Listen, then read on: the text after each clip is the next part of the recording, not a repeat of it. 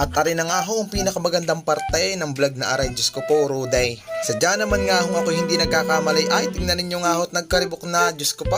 Bahagya na nga ho makasingit dinay sa daming ari ng tao. Ay ang yung tiyahin nga ho nagpunta sa unahan at ako nga ho ikinuha ng pinggan. Ang sabi nga ho sa akin, oh, magaling na akong may pinggan kaysa sa wala. Tatagan ko nga lang daw ho ang loob ko at pasasangga daw ho at makakatimos din. Abay, maalam din nga ho ang inyong tiyahin at ako nga ho niyakit dinay sa may padulaw. Ay unahin daw ho muna namin ng ulam bago ho ang kanay. Ay pagsahaba nga daw ho ng pila doon sa kabila ay baka nga ho kami hapunain. Ay ako nga ho naka-break time laang ay baka mahuli pa. Ayan ako ho nagpa-video na sa inyong tiyahin. Sabi ko, gay, ako video at ako sasandok na ng ulam. Nasulyapan nga ho namin ang inyong tiyahin ng Ate Jusay, ang aking hipag. Aba, ay may kanit may ulam na eh. Ay ako nga ho mahiliin. Aba, hindi ako bumalik ho sa pila at ako wala pang kanain. Dahil nga ho sa pasal ng inyong tiyuhin, aba, ay di akin muna hong nilasahan ng kaunti ang ulam na aking sinandaw. Ay sadya naman hong parang hindi ho naibo ang pila. Sa pagkakataon nga hong aray ang nagbibideo sa akin ay ang Ate Juka. Pinsan